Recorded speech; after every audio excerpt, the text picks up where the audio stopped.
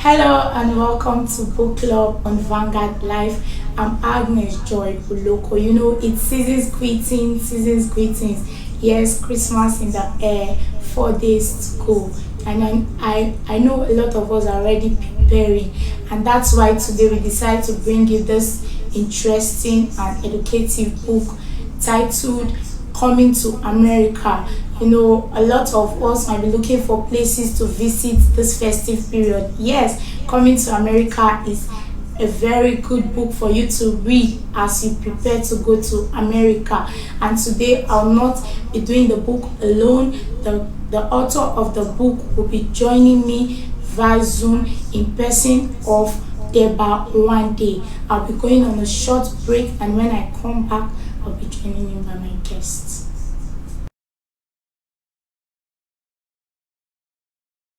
Education is the most powerful weapon which you can use to change the world. Nelson Mandela. Hey there, it's Book Club on Vanguard Live. I'm Agnes Joy Uloko. Join me every Mondays and Thursdays as we educate and inform ourselves.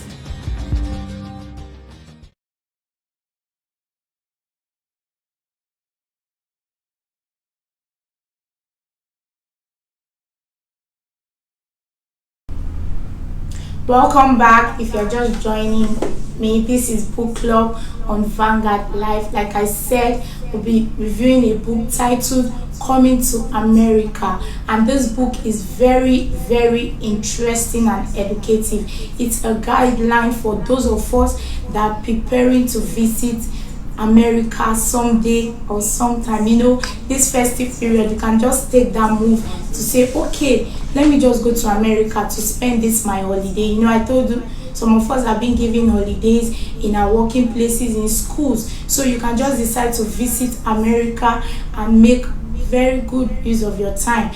And like I said, our guest for today is the author of the book, Deba Uwadiae. Hello, sir.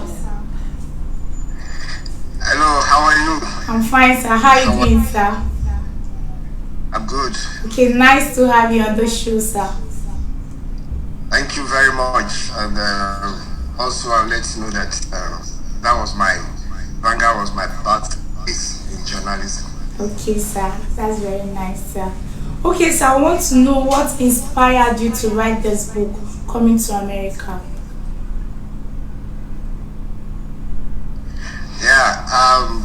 Thank you for this opportunity, and also thank you for this. Coming actually started even before we left Nigeria in 2011 on the United States University visa lottery.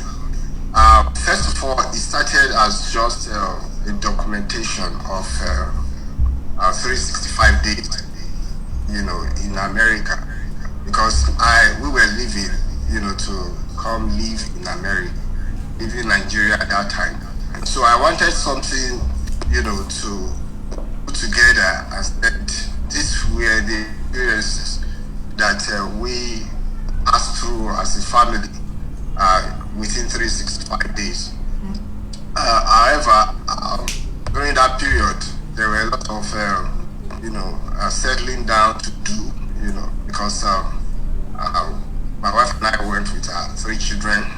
2 of them were teenagers at that time, and so they needed to start school and also do some other things, you know, that schools will require, especially after school activities. And so I couldn't, you know, put together the 365 days because there was nothing much to put down. So I decided to extend the time.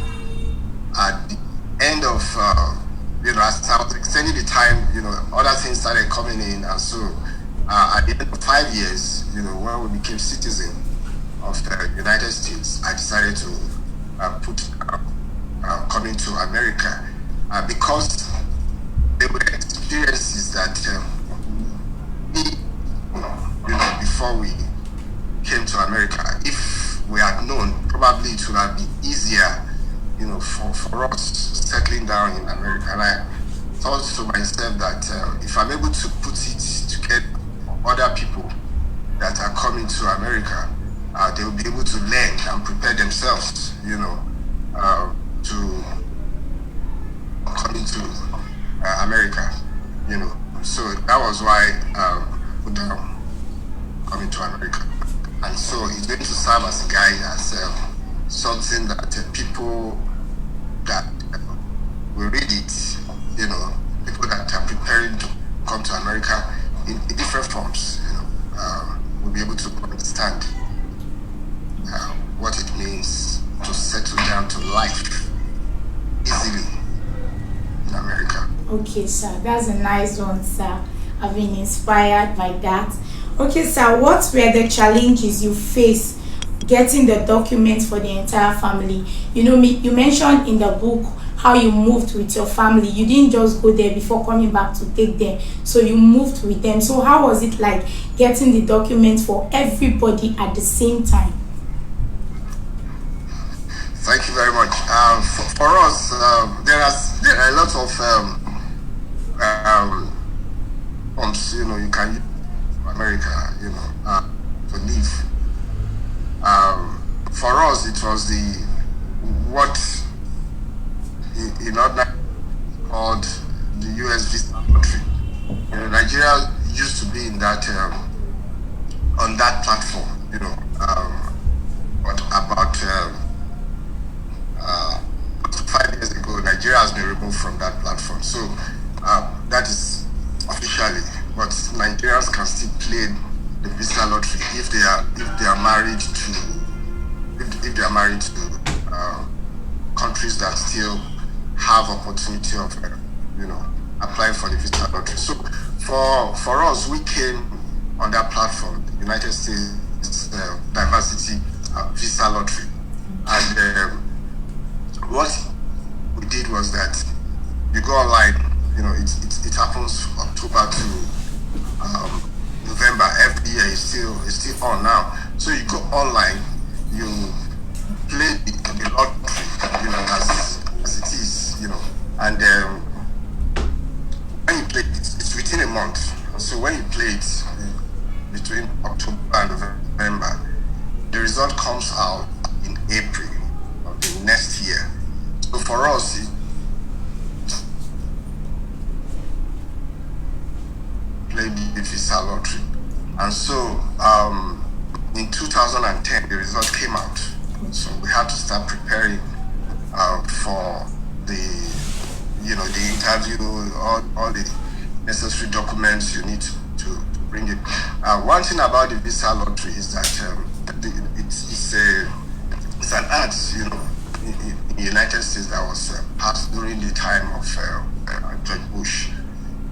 What it did is, or what it's still doing is that countries that have very little representation in America in terms of number, are allowed to come to America to come live and stay. And so at that time, Nigeria had not met its required number, of Nigerians living in the United States. So that was when we played it. And so when Nigeria met its number, I think it was in 2013.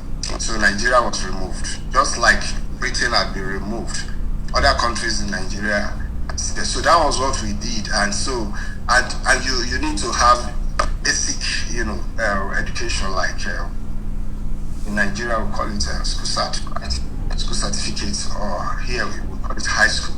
And so you need to have that basic, qualification to apply for that visa. And so that was what we did. And we had to go through all the interviews, where you have to go through medicals. And so in 2011, we were approved to come. As my family, we were approved to come. And so that is a platform from which we can come.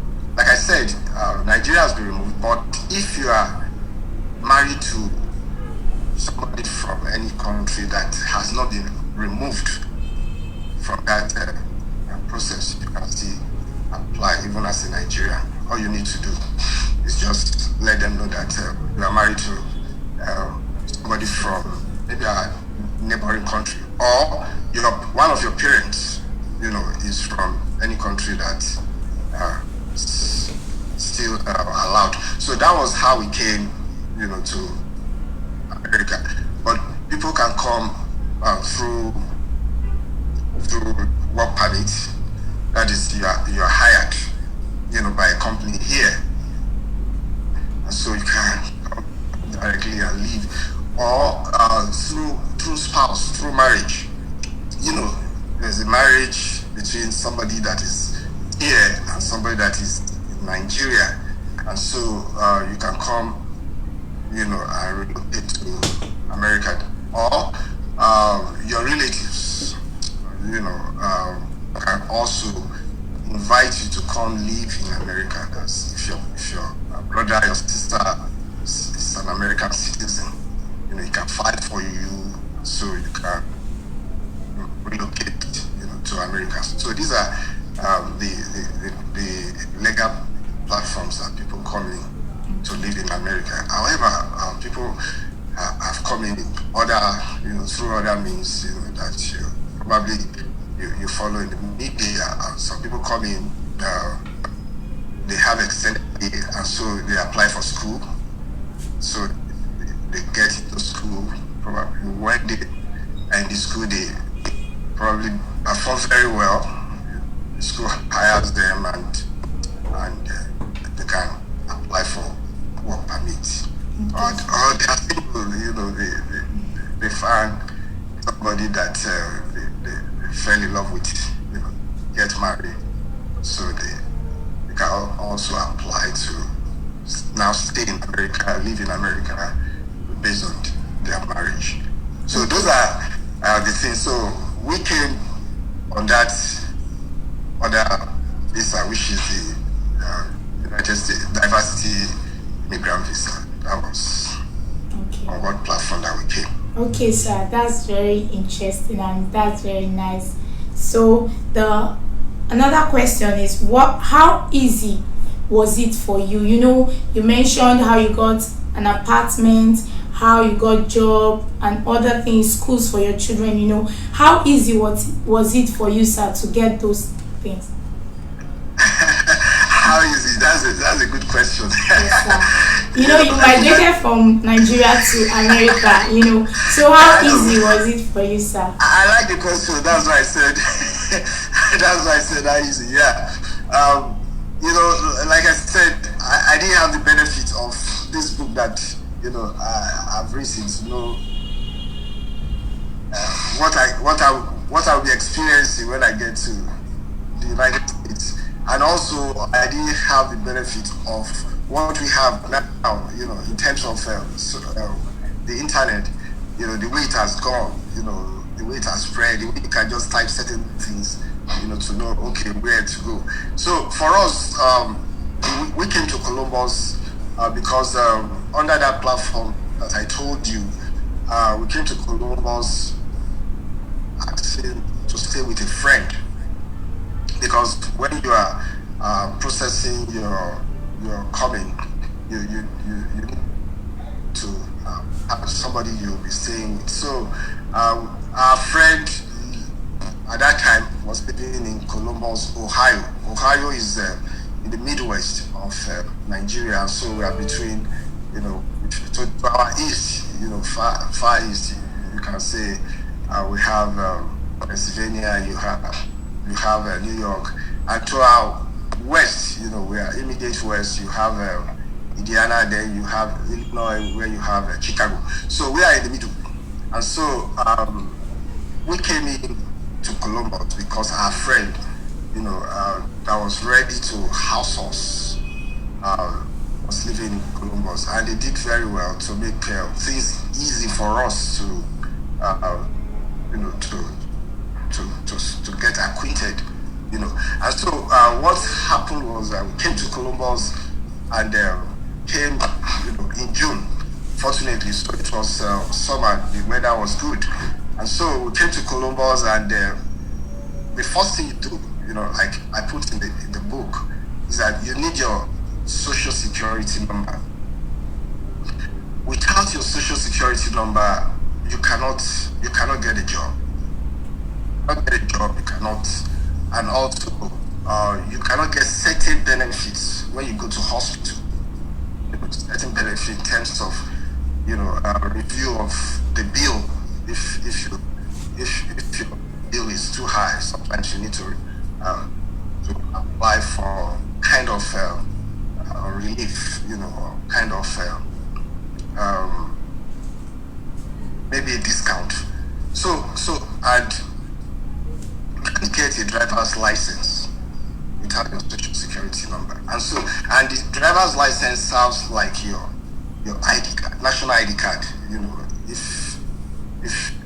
If you are asked to show your ID anywhere, whether in the bank, whether in the hospital or wherever. So that was what we did. We had to get our social security number. Fortunately, our friend that we lived with also came to America on that platform, and so the following day that we arrived, it took us to the social security number, Social Security Administration office, and so we went to apply for that.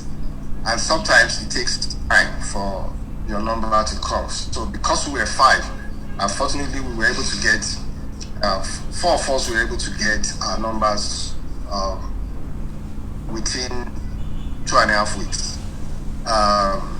Normally, if you are 2, if you are 3, one of you, the number will come late because security, so that all the numbers don't look the same and all that. So I think one of the children's security number came probably a month, after we applied. And so when we got the social security number, it was easy for us to now start applying for other things like driver's license and job.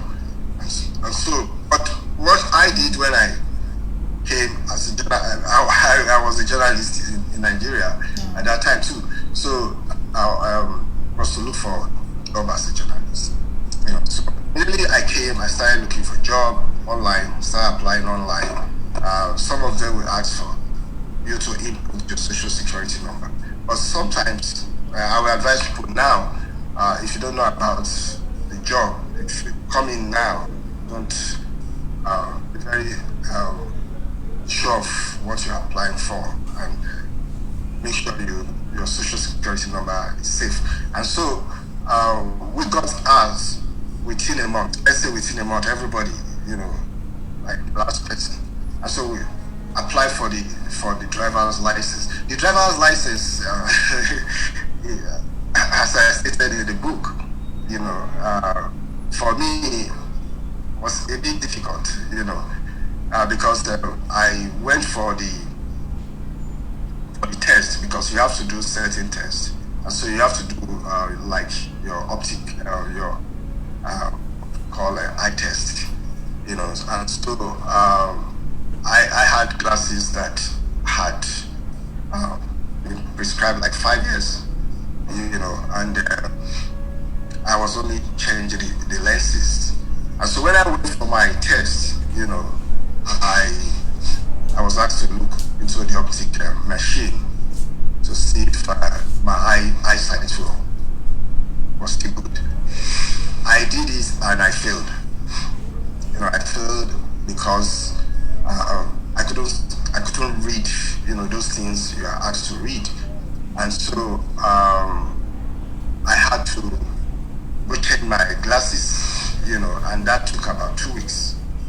So which means 2 weeks of my trying to get a job, is lost, because I can't drive without glasses, and so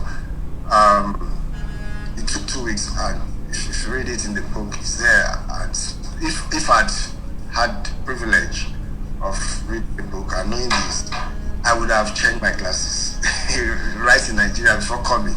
And so I would have gone in, do my tests, do the other test, which is, which to do on computer to test how, the science, of driving.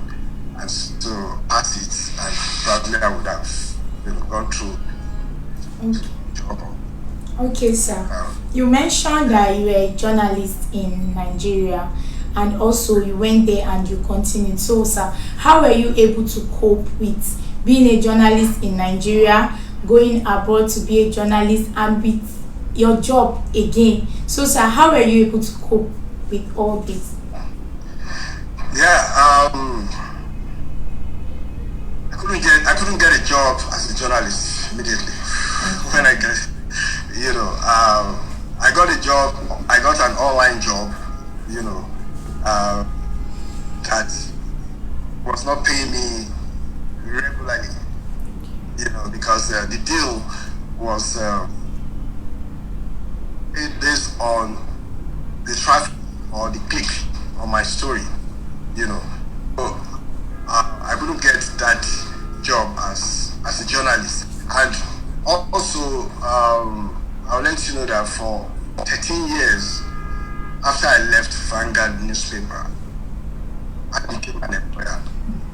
I went into my publication, and I didn't apply for jobs. So you can imagine, for 13 years after you've left, paid employment, you are an employer. You are you are a consultant, and so now you find yourself in a place where you now have to apply for a job. Because you are starting life all over again. Whether you like it or not, you are starting all over again. You have your wife, you have your children, and some of your children are teenagers, they need to be taken care of. And so I had to look for another job. That was why, I had to look for another job to get paid, so that I can, one, get an apartment. Even when you have your money based on the platform you came from, if you need to get an apartment, they will ask you for your pay stub. They ask you for pay history. They want to know. They want to be sure that when you get into the apartment, you'll be paying your rent as at when due. It's monthly, and so I needed an apartment, at least to my family, to live those that we were living with. And so I had to take a job in fact, it's interesting because it was my wife that wanted to go for the interview to get a job in a government, factory. That is where they make cookies. We call it cookies, Probably we still call it biscuits in Nigeria. Where they make cookies, where they make cake, And so that was where, I took my wife. She went for the interview, and after the interview, while we were on our way, I told her probably I will also do the interview with you, because it was a walk-in interview, and also they call it seasonal job. Seasonal job is a job that you do within a season, either it's summer, winter, spring, And so this job was for to prepare people for December, because they believe that people will be ordering, cake, cookies, and all that. So you can walk in, they interview you, and they hire you instantly. And so that was the job. My wife and I went, and she did her interview.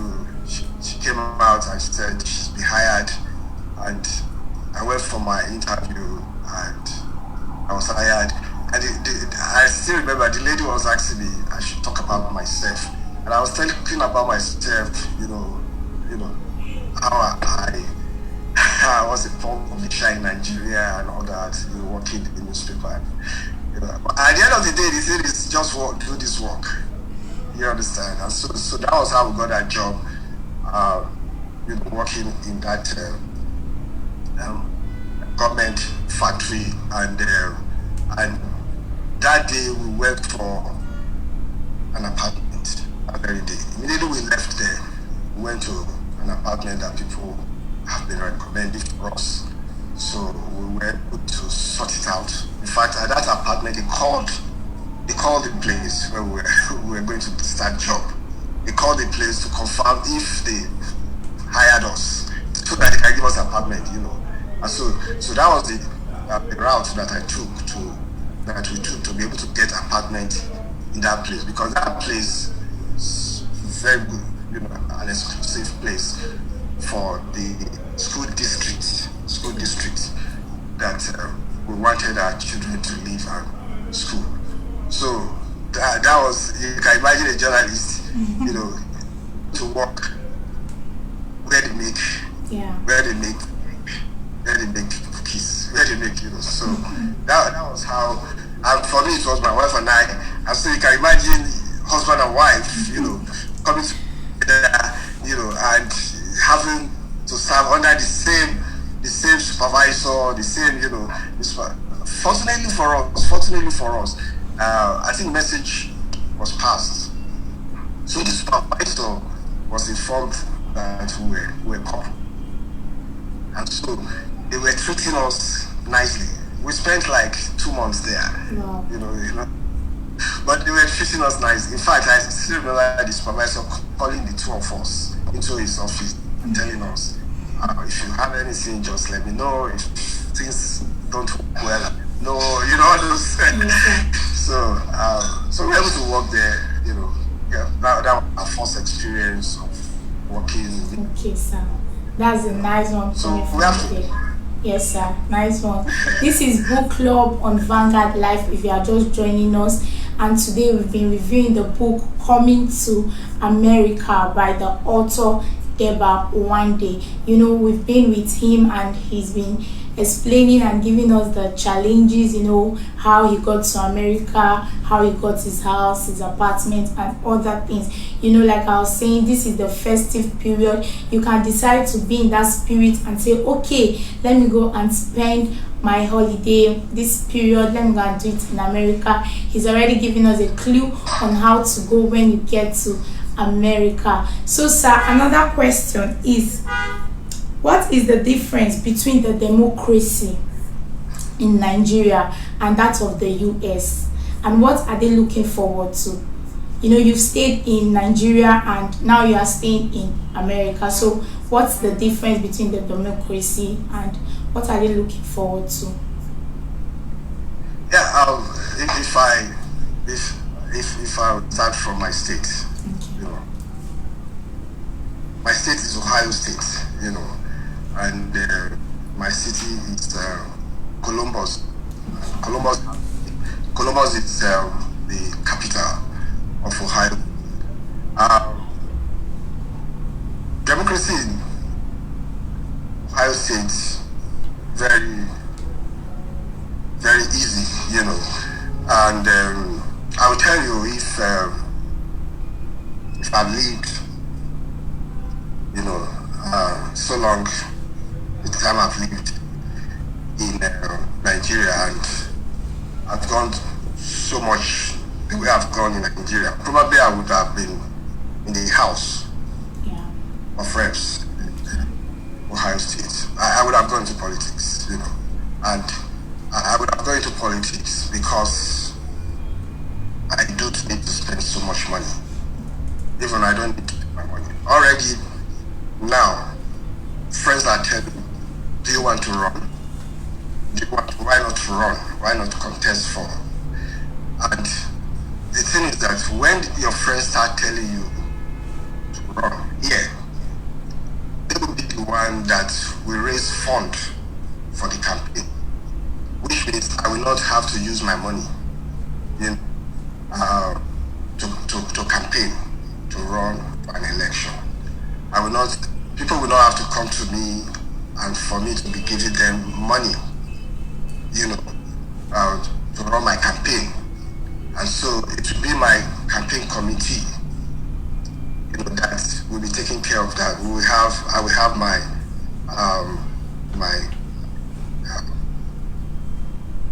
the director of campaign. I will have other staff that will be working for me, So those will be taking care of anything that we have to do with money. We have our director of police and everything. So that is how democracy is, And I've participated in the 2016 election. I voted in the 2016 election, and I also voted in the 2020 election. And I will tell you here, because we use, all the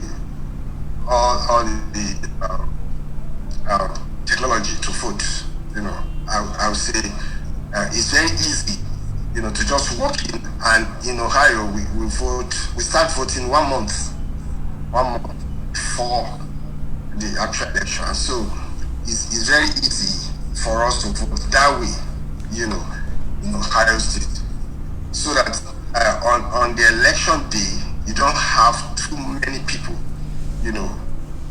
standing on the line, as we call it here, on the queue. Okay, sir. As we call it in Nigeria. Okay, sir. So that's very nice. That's interesting. Okay, sir. We want to know, you people as those that migrated from Nigeria to US, and now Trump is about leaving and Joe Biden is about coming in. What are the hope for you people? Yeah, for now, really the Trump administration, people from coming to Nigeria based on, legal migration, for example, the platform that would have used, probably based on natives, they can't do it because Trump removed Nigeria, because his administration removed Nigeria because he has issues, Nigeria. But the incoming administration, definitely, I believe, will remove them. And so Nigerians that have been on the waiting list, to come in, that they are supposed to be processed to come in based on relatives, especially, and also private jobs, will be able to come in now, I believe, because I know that the Biden administration will be favorable, to immigrants. Okay, sir. So Nigerians should be encouraged. Okay. With the new administration. Okay, so I'm also encouraged. Thank you for being on our show. But we still have one last question for you, sir. So, sir, what is the most important challenge for anyone trying to migrate to the US? And what must be their focus? You've been there, you migrated from Nigeria to US. So, what were your challenges? Like, what are the challenges and what must be their focus? Yeah, the thing is, when you see, when you are leaving one place to the other, just know that you are not going to that place, especially if you are not an expatriate. Yes, sir. It's fine, okay. Your job transferred you here. You are hired, here in America. But if you are moving, and you are going to start life all over again, what should be in your mind? You are going to start all over again, which means you are going to look for accommodation.